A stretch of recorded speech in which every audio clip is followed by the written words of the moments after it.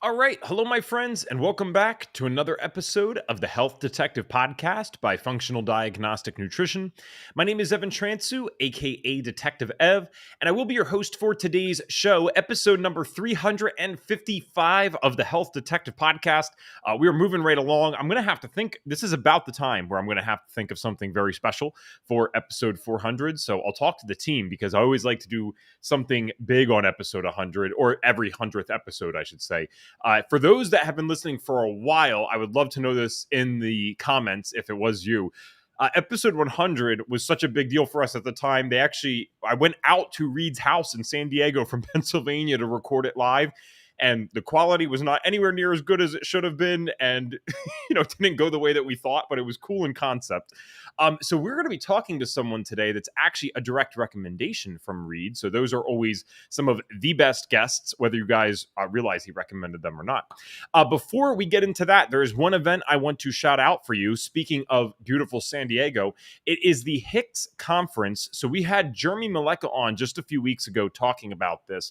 And how we described this was basically the closest thing to an FDN conference that we've had since 2019, when FDN actually did host conferences for about, I think it was 3 years straight at that point. And then, of course, you guys know something happened in 2020 that, generally speaking, I don't like to talk too much about on YouTube because we recently got monetized thanks to your wonderful subscribers and the wonderful subscribers out there and viewers. And I would like to keep it monetized for the company, ideally. So you all know what happened then. We're not planning on a legitimate FDN conference anytime soon. But this one is hosted again by Jeremy Maleka and Jen Maleka of Biocanic. And then Jen Maleka is one of the most successful FDN practitioners that we have out there. She'll actually be on next week. So you can get $200 off those tickets until the end of the month using code HDP200. And that's going to be at HIX-live.com. That's HIX-live.com. I asked Jeremy live, I said, based on current ticket sales, and this was weeks ago, how many FDNs out of your total attendance are you expecting to be there? He said, well, there's 300 seats. That's what we're going to have for the whole conference. So it's not too big of a conference, right? You can talk to everyone if you're efficient over the weekend. But I'm expecting 100 of those to be FDNs. So I cannot wait. A lot of the staff is heading out. Reed will be there, obviously. Myself, if that's of any benefit to you. We have the course supervisor, Elizabeth Gaines. So many cool people heading out there.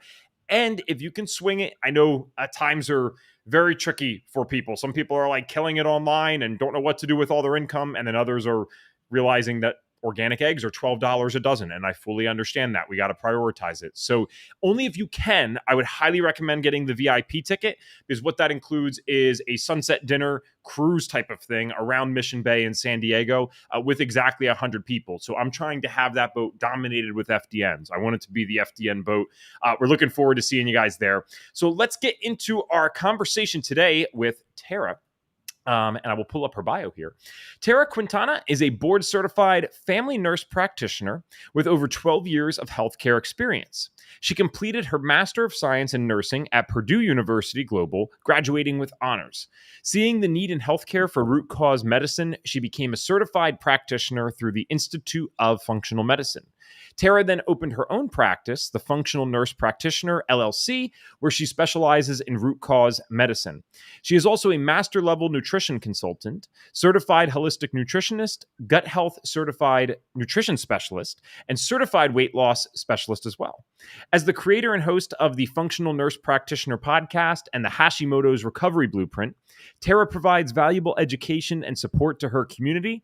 She is a member of the American Academy of Nurse Practitioners, Oncology Nursing Society, and Alpha Beta Kappa Honor Society. Tara, that's a lot of stuff. Welcome to the show. Thank you so much, Evan. This is an honor to be here. Yeah, you're hitting on indirectly so many main topics that we've been discussing here lately at FDN, things that come up throughout every year, but really we've been focusing on, we just did a webinar for nurses recently where we're like trying to help people that are looking to be a little more functional, because we find so many nurses are open to that. And then, of course, anything thyroid related, as the title implies, is always something very near and dear to the hearts of a lot of FDNs, myself included, my mom included, right? So we have a lot to break down today. I'm going to guess, I'm going to word my first question a little bit differently than I normally would.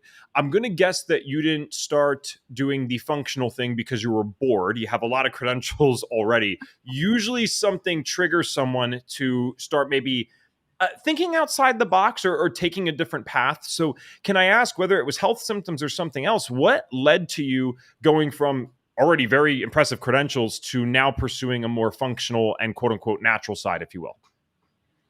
Well, it was definitely very personal. And I was, trudging along in my life, very happy, loved what I did. I was working in women's health at the time. And then things took a turn for the worse for me. And I had had hypothyroidism for like around 4-ish years, and frankly, I didn't give any thought to like why, because it's not in the training really to like look for why things happen in the conventional medicine model. And I had nodules, and then I had an ultrasound which showed it was likely cancer.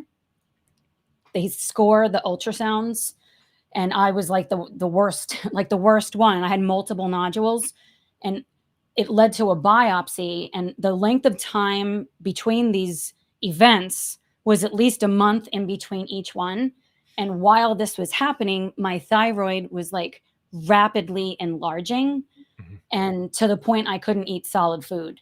So I was told I had lymphoma after the biopsy. So I thought I had cancer, which was actually my background way back when I started in healthcare.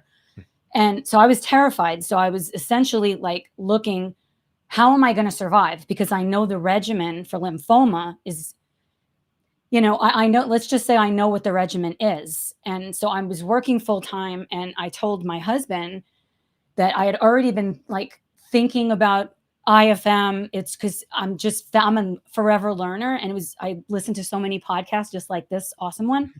And I'd been listening to a lot of people that actually were founders at IFM. And so I applied, and I started going thinking I had lymphoma. And then like fast forward, my thyroid is removed because I couldn't eat. I was rapidly losing weight. I ended up doing testing on myself and found Hashimoto's. And it was really scary to me because I have a long family history of all kinds of issues, like cancer, but a lot of autoimmune conditions. Like my family, like they're all gone. And my parents actually died in their 50s. So I was very, very afraid. And when I got the pathology back, they said I didn't have cancer. So and at this point I was already starting, with IFM. And so I was searching for, why is this going on with me? And even, I had my thyroid removed, which is not a treatment for either Hashimoto's or lymphoma, but I couldn't eat. So it was either, I didn't have an option at that point, or at least I didn't see an option and wasn't told one. And so I started really diving into trying to figure out what was going on with me, because I wasn't getting better. I was getting like worse, like significantly worse, and falling down, like getting out of bed, and I couldn't stand. I couldn't stay awake. And a lot of like fatigue is obviously a symptom of thyroid or no thyroid, things like Hashimoto's, but it started going like even deeper. And so that's what led me down the functional medicine road. And I will tell you this, and for the listener, like it changed everything for me. It changed everything about the way that I practice medicine, because I just could not. I tried bringing functional medicine into the conventional medicine space, and it's like this, because it's designed for sickness, not for wellness. And so I started my own practice, and it was the best thing I could have done. And while I'm not glad that I went and had my thyroid removed and developed all these issues. I do feel like it was my journey. This is the journey that I was meant to be on, because it opened my eyes. And like the end result of this is that I get to actually help so many people like change their lives. So that's essentially, Evan, that's the long-winded version of my story. Oh, thank you. This is so well. I can already just tell why Reed wanted to have you on. This is an amazing story, and there's so much. There's a unique amount of emotion still in the way that you share this that I find it's nothing to do with our guests. It's just sometimes when people come on, they're almost so far removed from what those things were, maybe consciously or unconsciously. I don't know. So it's just powerful to hear someone that can still share it with so much expression because that's what the people that are listening need to hear sometimes. They need to remember that the people that are in front of them who are very smart and have already kind of maybe overcome a lot of the main stuff are still human and have still been where they're currently at. And I think sometimes when we're dealing with this crap, the best thing we can get is just hope. We don't have to have all the answers right away, but just knowing that someone else was able to overcome this stuff to some degree. And hey, it's not without its losses, right? It gave me like, oh, for a second, because the listeners are so confused about what that probably just was if they're only listening on audio. I meant like chills, just so you guys know. It would have made more sense to the video audience. But my mom got a full thyroidectomy as well for extreme Graves' disease that they just could not regulate. They couldn't figure it out. And she was having so many issues and going to the hospital so often that they eventually just said, this is going to be our best route. And so that's a scary procedure because people don't realize I don't want to misspeak here because I always remember my pay grade. I would assume it's the same for all thyroidectomies. So that's one you're actually almost flipped upside down. Like you're kind of inverse to some degree for them to remove it, right? I mean, it's a hell of a surgery. It is not something I would ever recommend. And I will say this, I've seen this as a strategy for numerous individuals with Hashimoto's that are not having any issues like eating or breathing. It's more like this will cure your immune dysfunction. And I'm like, that is ridiculous. How is removing a body part? And it's a major body part, like a major. I anticipated the surgery would not be a big deal. And I actually went back to work a week later and it was really difficult. Say the least. Oh God. I just want to say, because I wanted to prove to you that we do have the best audience. Sarah already in the chat, just from reading your background, said super impressive background. And then Sarah, I can't tell what that exact emoji is, but it's more just support for everything you shared so far. So we'll definitely be diving deep into what you've learned and discovered over time. I just have one more question regarding the story. And you did such a good job of kind of almost answering this question anyway by describing the emotions. But I would like to know the mindset specifically when you were starting to experience these things, given your background. I'm almost unsure of how you would have experienced it initially. Were you like, oh my God, this was only a matter of time because the family members had been sick? Or were you someone, because of the space that you were in, you almost thought like, hey, this wouldn't happen to me? Like when you finally realized something was truly wrong at a pretty severe level, like what were the initial thoughts, I guess is what I'm trying to ask. Complete like shock and then disbelief, which is very similar. Frankly, I was not thinking clearly. And I feel like I might have maybe went more down the road of no wonder, especially like my dad he had vasculitis, which is another autoimmune condition, which after I did further testing, I have the marker for that also. That's where there's different forms, but where the body like attacks small blood vessels. So he ended up on dialysis and it was a hard, like, it was such those memories are like hard. They're hard to remember because like I was so much younger and I just wanted my dad. So watching everything he went through, like realizing when I started running these more tests on myself and all of these new symptoms, even that I was getting, that the thought did cross my mind temporarily that I'm doomed. Okay. And I had numerous specialists tell me that essentially I was hopeless. Like 2 in particular said, what else would you expect given what happened to your family? But you're not bad enough yet. As soon as you are, we'll give you drugs. And the drugs in my future were going to be drugs to suppress my immune system or even chemo. So there I was like, okay, I don't have cancer, but no, like I can't get away from this. Yeah. Like this is in my future no matter what. Mhm. And so I essentially had like a choice to make. Is this the path I choose? Well, nobody's going to choose that path. Right? And so it sent me down like a further rabbit hole, but it was a great one around the immune system, Mhm. because I literally was thinking I'm attacking various body parts, I with all of this further testing that I did, and everything was coming back positive. And so I had to decide, I have the genetic predisposition. So in functional medicine, we call that antecedents, but that's just a piece of the puzzle.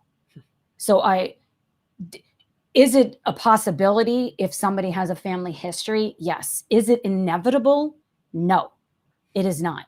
But the things that I was doing with my lifestyle were leading me down a very destructive road, but I didn't know it at the time.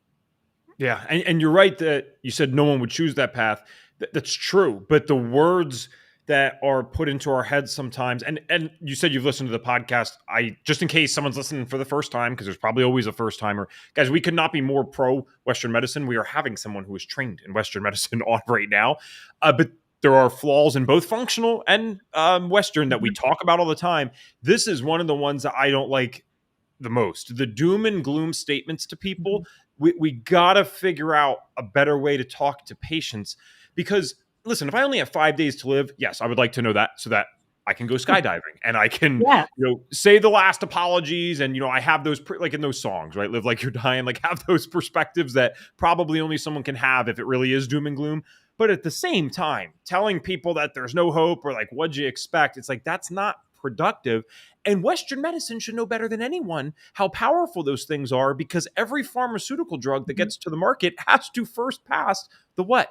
The placebo test, right? It Yeah. has to pass the power of the human mind. So you'd think there'd be a little bit more awareness of it. So I get it that we don't want to lie to patients either. If someone has a very bad prognosis and you say, oh, no, it's okay, I think that's equally inappropriate. But just trying to inspire clients and patients would be a little bit better. Just my 2 cents. So something else that you said that I absolutely loved is, this isn't good. I don't think you'd wish for this again per se, but you've turned this into now the best thing possible.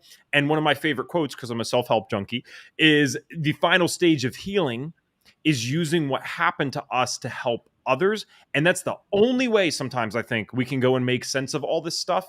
And so you're literally changing the family tree, man. You're like, no, this stops with me. I don't care what else happened in these other places. You literally care, of course, but it doesn't matter to me. I'm going to go figure this out. So as you started studying, deep diving, you get the thyroid removed, unfortunately. What were the first light bulb moments of just like, of course, you already know that there's a different perspective, but there's probably major pieces of information in the functional perspective that hit you where you're like, oh, whoa, maybe I could have done something different, or maybe I needed to know this. What were the big things that you learned when you first started studying? I would say one of the biggest is the impact of our gut, of our like intestinal permeability, our lining. And with all of my patients and clients, I do this. It's more like this, right? Like the villi. But I do this because to me, it makes more sense. Like it's one cell thick. It's supposed to allow amino acids through, vitamins, minerals, water, but that's it. So if we have like a gap, like what we hear the term leaky gut, which is, I think it's misunderstood really, because it's supposed to be semi-permeable, and there's like, because it's allowing the nutrients through, but there's a lot of things that can impact the permeability. And I realized that so many of the things that I was doing in my life were dramatically impacting how permeable my gut lining was. And like, so a light bulb moment was realizing that it isn't just the genetics, right? Like we want to blame everything on genetics, and genetics, it matters. It's one piece of the puzzle, but there's actually two other parts that need to be present in order for an immune system problem, dysregulation, to happen. And so one of the other things is having this altered intestinal permeability. So when I really started thinking and diving deep into that, like how could I be impacting this? Well, I wasn't sleeping. I was sleeping 4 to 5 hours a night for years. And I actually used to say, I'll sleep when I'm dead. I didn't. Oh, you're one of those. Yeah, that's exactly. And I was like, I'm so productive. And now, like, it is like night and day. Like, I look at sleep as my body needs to restore, and, not to be afraid of our intestinal lining. Like, our bodies are designed to heal, Mhm. right? Like, we're born like to survive and thrive. So if that's not happening, there's a reason. And I feel like I might have lost track of your question. No. This is perfect. And I'm just Sarah keeps commenting, so thank you, Sarah. We love having you today. She said, "Yeah, and our cells are listening to our thoughts. So when we listen to the doom and gloom, Yes. it's not good." That is absolutely correct, Sarah. Again, we have to live in reality too. I'm a middle of the ground person, but at the same time, focusing on just sheer negativity is not going to help. And there's very Mm-mm. powerful perceptions that we get when someone of authority in Western medicine says, "Hey, this is what you're dealing with." I mean, they're smart people. So if you guys, by the way, if you have any questions, comments, feel free to throw them in. I might prioritize them a little bit more at the end, but I see quite a few of you on, so thank you for being here. Tara, let's touch a little bit more on this leaky gut and intestinal permeability thing, especially in how it relates to autoimmunity, because I want to be careful about how I share my opinions with this, but autoimmune is something that's very special and close to me. And there's very few blanket statements I make, but after years of being in this space, having wonderful people like you come on this show with every autoimmune condition you can imagine, and just seeing some of the literature, I almost would be confident enough to say, I'm not 100% there yet, but I'm almost confident enough to say that if we can take the autoimmune sufferer, do the right tests, give them the right things, and most importantly, kind of put them in the right place, because if they're living in certain countries like America, I mean, it gets very tough. I almost think that you could probably halt most autoimmune conditions. That is my opinion as a layperson without anywhere near the credentials that you have. So, can we talk about how leaky gut and other things might be components leading to this autoimmune crisis that we're experiencing? And then also, do you believe that the level of autoimmunity that we're seeing is something that's normal or even necessary if people have the right tools and education? What a great question, or a couple of questions. And Sorry. I know, I love it. And I'm very passionate about this, obviously, because of everything I've been through. And again, it's not inevitable that we're going to get an autoimmune condition. But if we have a genetic predisposition and we have what's called leaky gut. So if we think about our gut, again, one cell thick, right on the other side. So we're eating, food goes through our digestive tract, and then we're processing it and we're pulling the nutrients through that one cell thick layer. Right on the other side of that is our bloodstream. Mm-hmm. So let me actually add a second part to that. It's our immune system. So we know that 70% at least of our immune system is in our gut. And there's a reason for that, because one of the biggest points of entry in, and in functional medicine, we use the term assimilation because it's how things get in. So I think about our digestive tract. I think about our respiratory tract, like individuals who have long histories of sinus infections, because we have a microbiome here also. And, so that's going to impact the way it gets in. And obviously our immune system is here also. But the biggest point of entry is in our gut. So when we have this, we'll use the word phenomenon, right? It is very common. And we can talk about that. I think that was part of your second question about doing testing, because absolutely that can be helpful. That if we have, there's gaps and other things are getting through, it may not be a pathogen, but there's pathogens and toxins everywhere. Not that we need to be afraid. But let's say a pathogen is in our food and it's not going to harm us, because it's going to pass through and be gone, right? But if it's leaky and it gets in, then the immune system is significantly triggered. And actually, I want to add another point to that also, because we have these amazing immune cells that have these like long finger-like projections. So when I show like to clients, I say like it goes like this, like they, not exactly, don't judge me, don't come for me in the comments, but like it samples. So these dendritic cells are sampling everything that we're eating. And so if we think about like, if we did get food poisoning, why is it that immediately we're like having to get rid of it, maybe from here and other places, right? That is the immune system. It knows something is in there and doesn't belong, and it wants it out as fast as possible. Well, so that's one way in which the immune system can be triggered, right? But if we have this altered intestinal permeability, we could be eating, like a piece of chicken, and the protein is not broken down. And so the undigested protein is coming through that gut wall.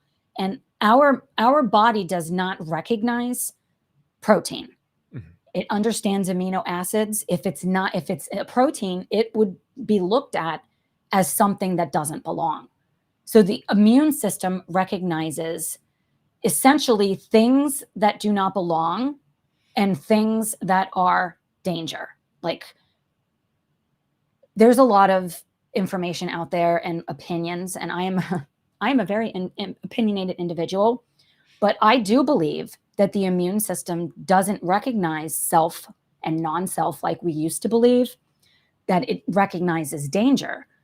And when I learned that, it made me feel so much better that it's not my body's ruined and broken, and I'm just literally making antibodies to every single thing that I tested, multiple different body parts and dryer sheets, which I'm not a fan of dryer sheets, but like my immune system was doing its job. It was looking to protect me from something that it considered to be a threat.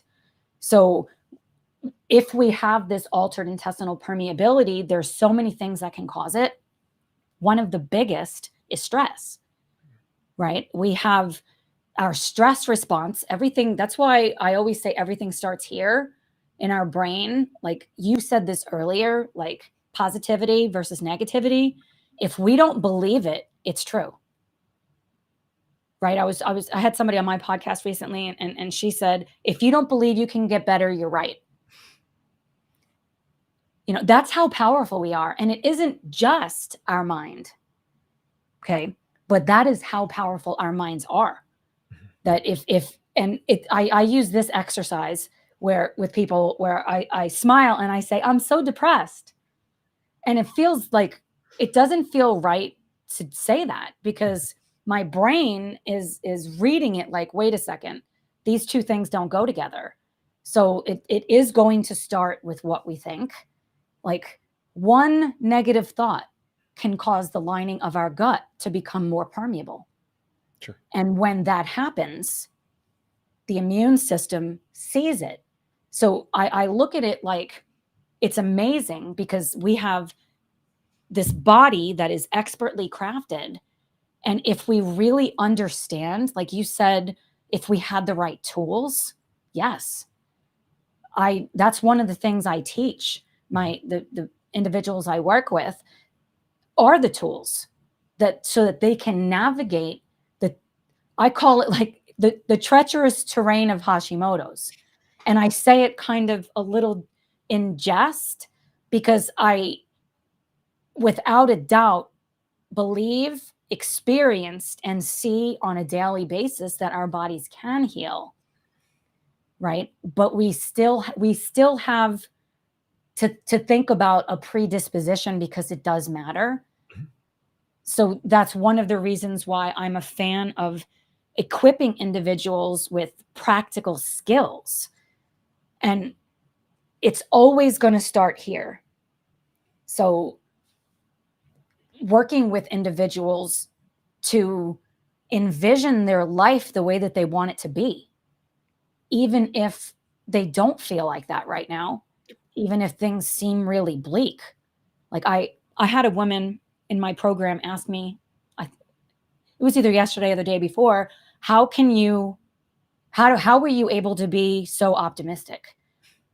How were you able to be so positive minded with everything you were going through and everything that you knew, like the results that showed like antibodies to myelin, and I'm falling down. And I mean, I was a runner and a mountain biker, and couldn't get out of bed.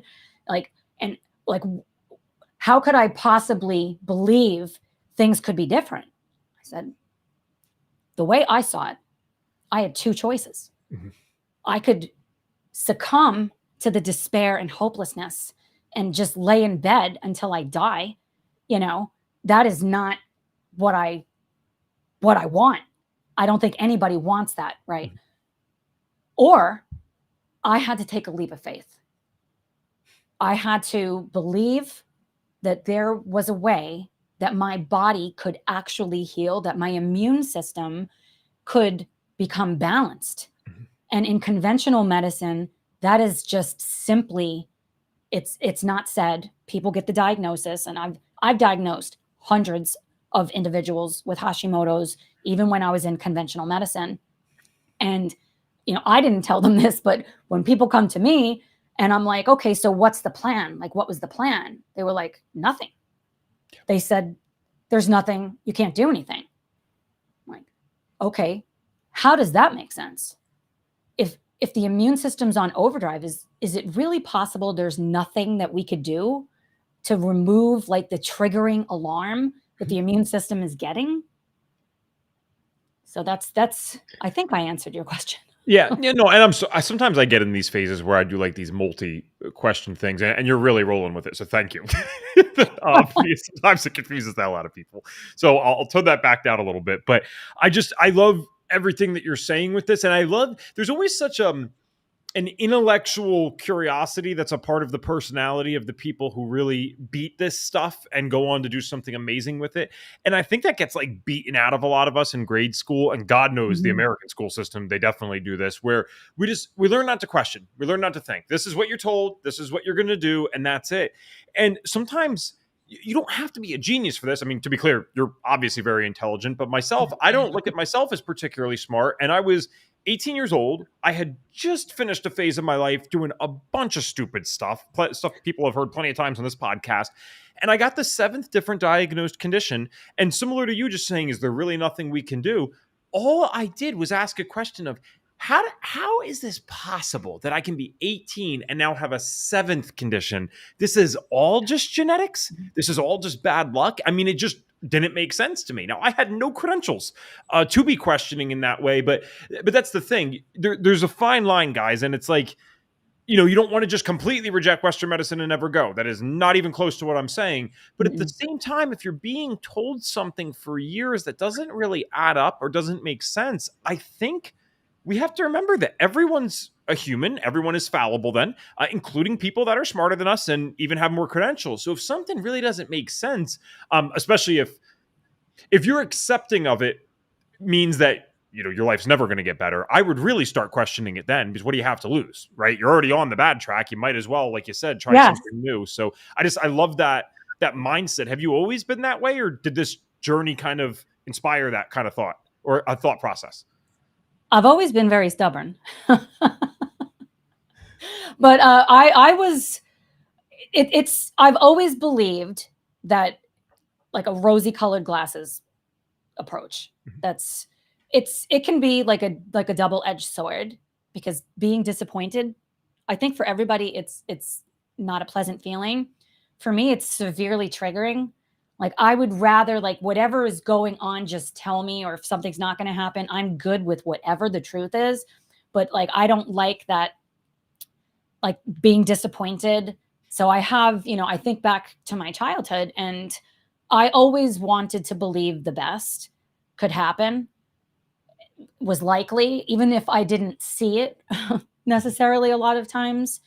But I will say, like, with everything, in particular with my dad, I went through a period of time, just because I'm human, right, where I was negative and I was upset.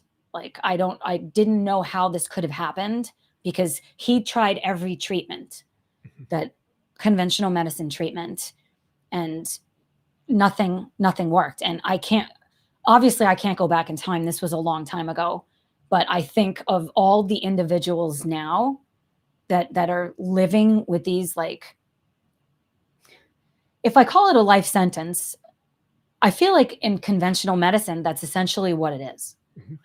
We get a diagnosis, we get our drugs, and it's the end of the story. It's like people come to see me, they're like, I have this, I have this, I have this. I'm like, well, how are you? How are you feeling? Well, I'm feeling like I have this and this and this, and it becomes like our identity. Yeah. Does that make sense? Oh, it does. And I don't mean this this is certainly not meant in a condemning way towards people who do this, but it just irks me. And I feel so bad when I see people who have made like an entire business model or a YouTube channel off the experience of the disease, as opposed to, like, we do stuff all the time here, but we're saying, hey, heal. We have hope for this, whatever. It's like their channel, their outlet, the way they earn income is by sharing what it's like to live with this on a daily basis, which can be an amazing service in one way. But I'm just thinking, like, so what would happen then if you even became open to the possibility that you could resolve this? Because, like, I won't name conditions, but these are things that I have interviewed people on this show. So those people have businesses around those conditions, and I've interviewed people who don't have those same things anymore. Like, they've actually beat it. So I'm like, I know if that person had the right information, they could beat it. But now they've built a world around this. I actually had I had an individual who came up to me after a mental health talk that I did, where I like kind of listed off I had a bunch of physical health conditions too. Now, what I was not there to present at that time was saying that, hey, I'm super into functional medicine and I don't meet the diagnostic criteria anymore. And she introduced me to, virtually at least, to her sister, who has a bunch of stuff, all of which I believe if this woman was given this information, she could probably be in a lot better spot. And I remember the first conversation I talked about, like, hey, I'm glad your sister introduced us, but I have a completely different perspective on it. I was just being nice. I wasn't like talking at her. And we never talked again. There was no interview. She had a podcast. We never did anything. And I was like, why would that happen? And I'm thinking, the second that she looked at my stuff, what that must do to your paradigm when you believe that these are things that are, like you said, I love the word, I don't like the reality of it, but I love the phrasing of it, life sentences. When you believe that, and now some other random dude's coming into your life and saying, oh, these were not life sentences for me at all. Like, thank God it was the exact opposite. I've made life's work around them, but it's because I beat them. I think that's just too much for people to comprehend. And I understand that. So I do see a couple comments here. And by the way, I don't want to put you on the spot. Do you have an extra maybe 5-10 minutes total if it keeps going? Absolutely. Awesome, because I'm like, wow, we have a ton to cover here. You guys, put in the chat if you want Tara to come back on, because this is just excellent conversation. So, Tiffany, let's go to your question. Tiffany asked, do you believe people with no thyroid need both synthetic T3 and T4? Great question. That is a very great question, Tiffany. I think it depends. I would say in most circumstances, yes. So our bodies make the thyroid predominantly makes T4, and then it's converted in our body to T3, which is the active form of thyroid hormone that is able to help us to feel good and is involved in various metabolic processes in the body.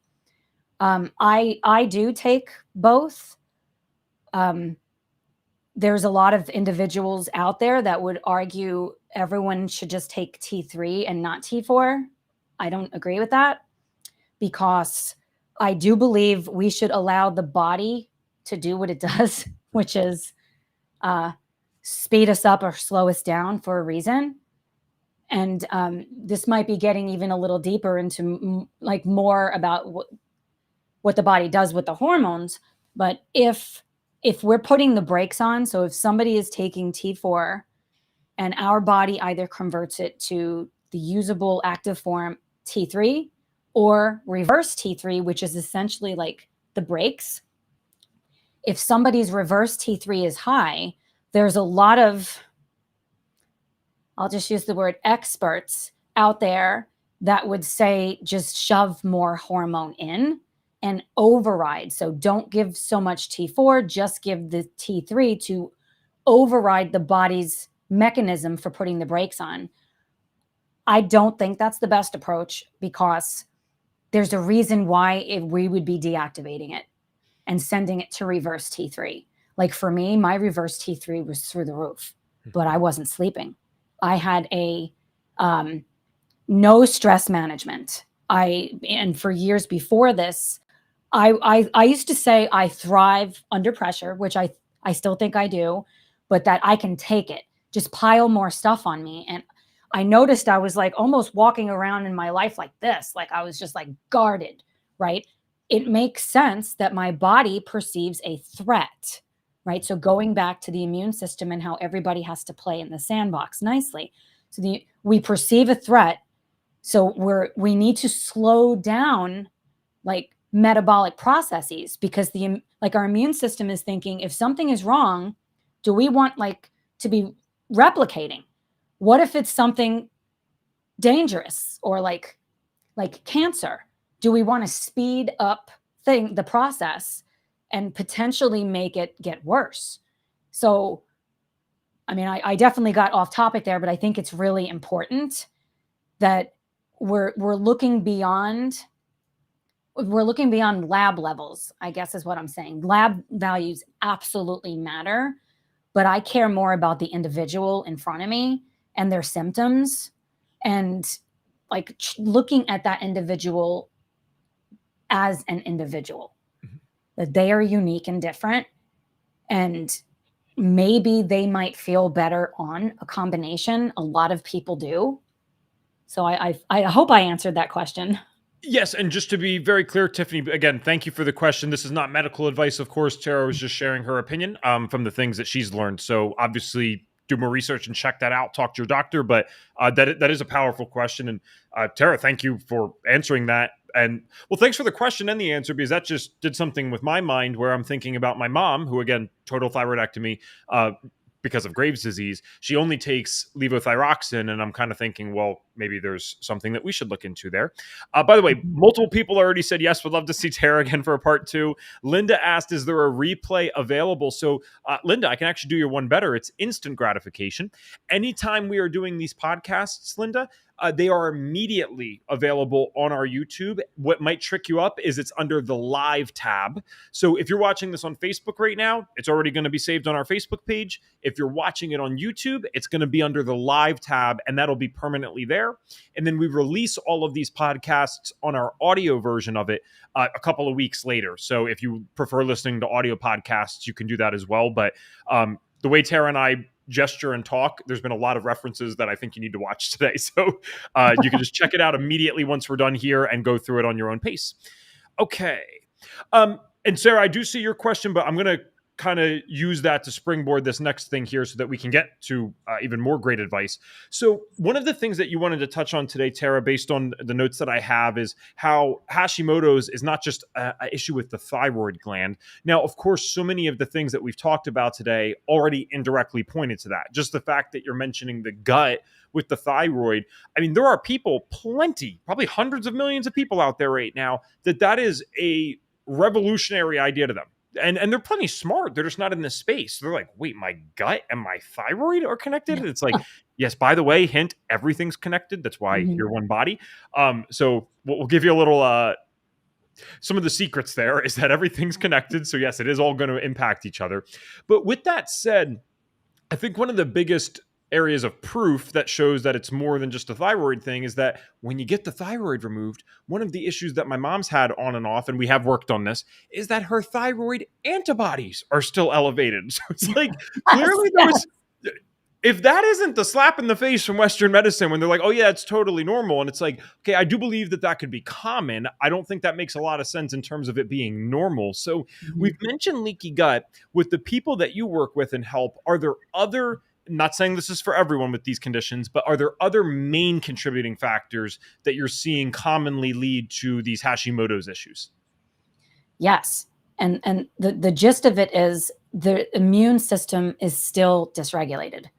So we removed the thyroid, which, Hashimoto's is a thyroid issue, is what we're taught, right? So you have the diagnosis, and then you get your levothyroxine, and that solves the issue. It doesn't, right? People don't feel better from that. And so if the thyroid is impacted from an infiltrating immune system, which is why it becomes hypoactive. So the Hashimoto's came first, but we don't look for it. And frankly, the immune system dysregulation is brewing for an estimated at least 7 to 10 years before somebody receives a diagnosis. That this like under the fan, like smoldering under the surface is happening, which I think is, if I use the word amazing, I don't mean it. That sounds like, why is she saying that's amazing? I'm going to keep that. I'm going to keep my word choice because it's going on for so long that there's a lot of time to intervene. And this is the time when a lot, we have these mystery symptoms. We don't feel like ourselves, right? We're more sluggish. And I feel like this goes with so many conditions, not just Hashimoto's, but just throw a chronic disease in there. And so feeling maybe more fatigue, maybe brain fog, or like just things are just not the way that they used to be. And you go to your doctor and you're told you're just getting older. It's normal, which it is not, because plenty of people are thriving all throughout their life and they're not suffering, but a lot of people are. And so if we know that it can be going on for so long, that means that there's so much that we can do. So the gut is the second thing, right? Well, the altered intestinal permeability. So we know we had to have had a genetic predisposition. We have to have this altered intestinal permeability in order for an immune dysregulation to happen, because that's what sets the alarm, right? It's like, uh-oh, things are getting in. This doesn't belong here. But the third is a key area of intervention. And I feel like it's one of the most important. And that's, there needs to be a trigger or multiple triggers. And this could be numerous things. Like when I do a functional medicine timeline and matrix on everybody, right? It's instrumental. It is a key component. And I'm asking questions like, as best as you can imagine it, what do you think life was like for your mom when she was pregnant with you?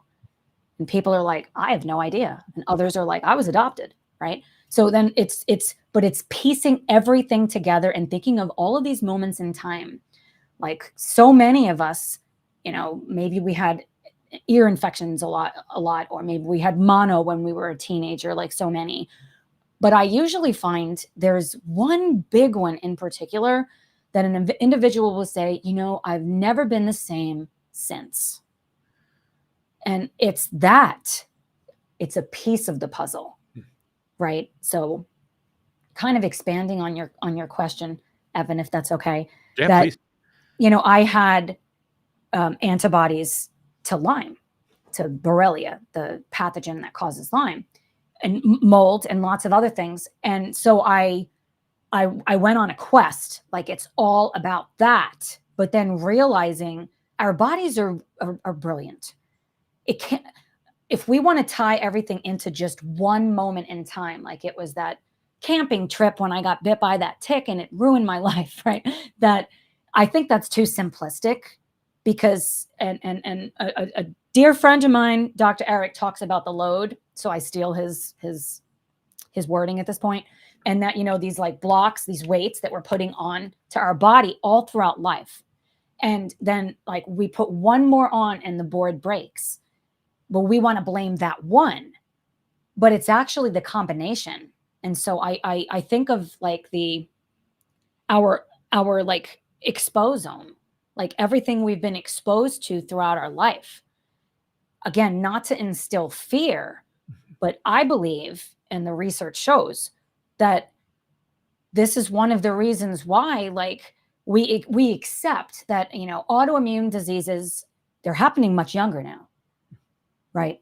It used to be considered more a middle-age condition, just like chronic conditions, like chronic diseases, like type 2 diabetes, fatty liver. Kids are getting diagnosed with these.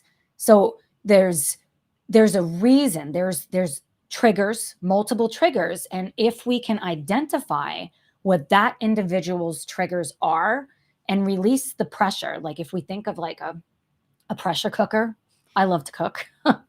Think of like one of those instant pots, and you have to relieve the pressure. Or if somebody's not a chef or a home cook, you're driving a car, but this is a car you don't want to drive, okay? And you got your foot on that gas pedal and you're just flying into like down a dysfunctional road, that we need to relieve that pressure.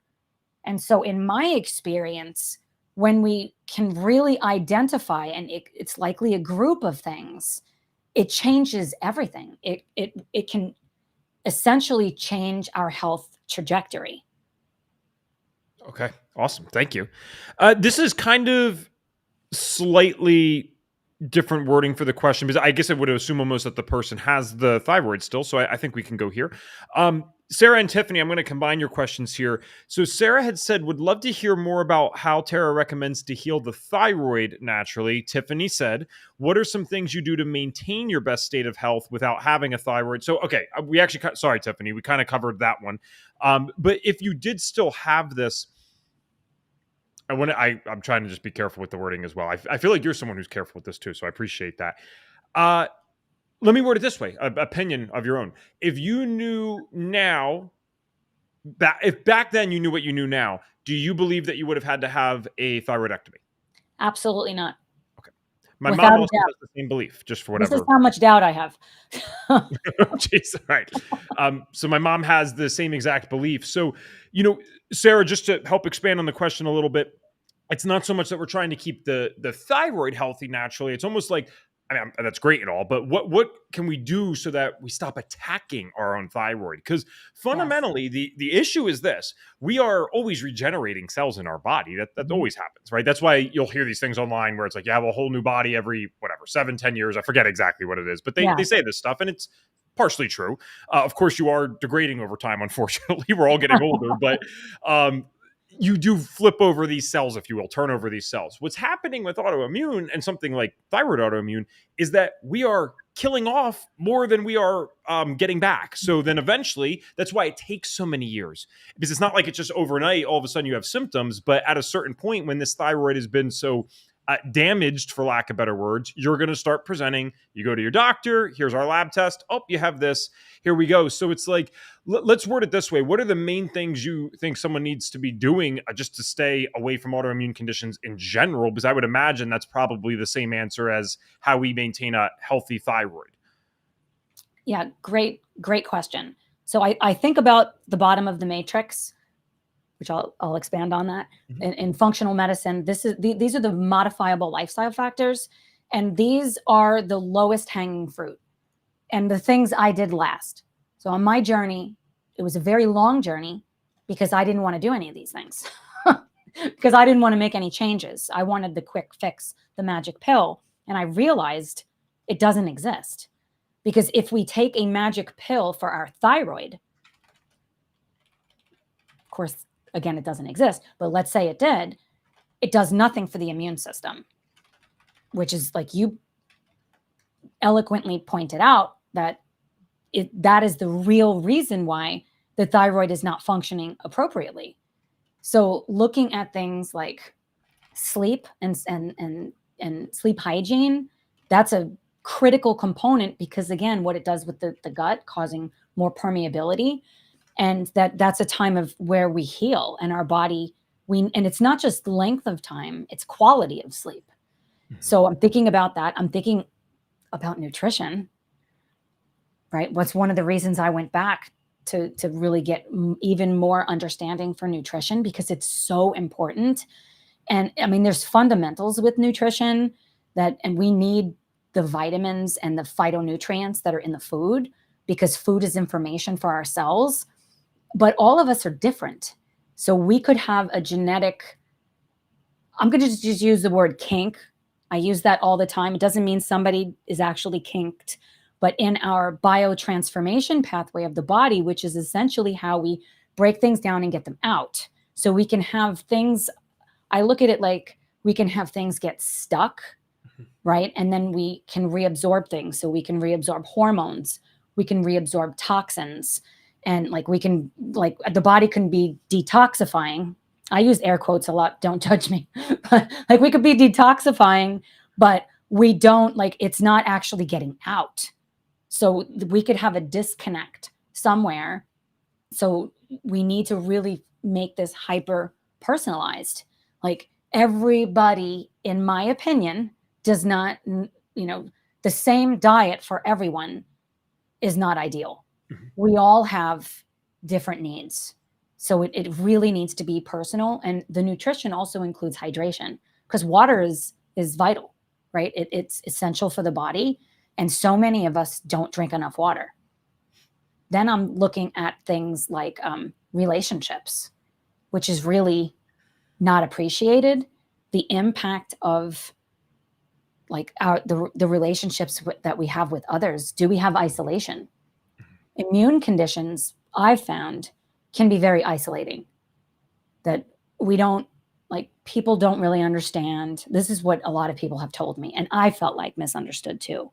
So I'm not putting words in anyone's mouth, but like you go to the doctor and it's like, well, you're getting the treatment. Here's your levothyroxine. You're good, but you don't feel good. And then it can lead to feeling like you're all alone. And, loneliness is a risk factor for disease. So I think about, do we have a support system in place? Because it's so important. Then moving, how are we moving our body? And everybody's different. Do we need extreme exercise? I don't think so. Like what are we doing? Are we moving at all? Are we overdoing it, underdoing it? So that's an area. And then with, how are we managing our stress? What kind of practice do we have? And all of these things matter. They're all connected, because we're, like you said, we're one body, we're one person, and every body system is connected.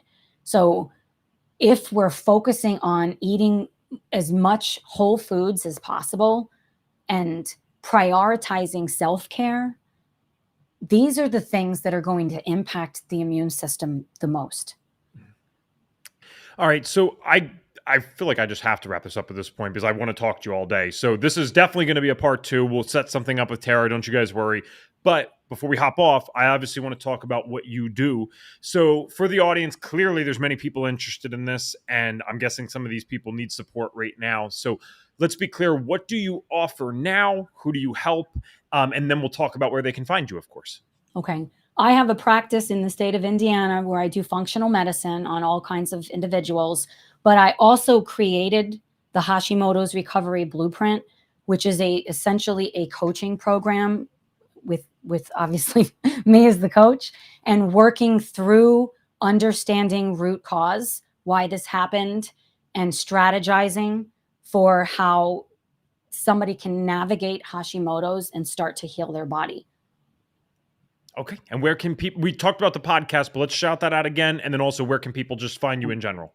I'm the Functional Nurse Practitioner on all platforms. And then if you want more information, my website for the Hashimoto's Recovery Blueprint is Quintana Functional Wellness. And all the information's on there. I do have a free masterclass where I go through the 4 main triggers, like the buckets. Like I call them buckets because there's multiple things in there, for better understanding, for somebody to really start their healing journey. Awesome. All right, Tara, so our signature question on the show, it doesn't have to be about Hashimoto's. It can be about anything health related, but we always finish up this way. And that question is this: if we could give you a magic wand and you could wave it and get every single person who views or listens to this to do one thing for their health. So that means they could either start doing one thing for their health, or they can stop doing one thing to support their health. What is the one thing that Tara gets them to do? Can I tell you 2 things? That's happened many times in 350 episodes. Yes. Is that okay? So Yes, the please. first thing would be, if you're having symptoms for anything, to keep digging and ask questions.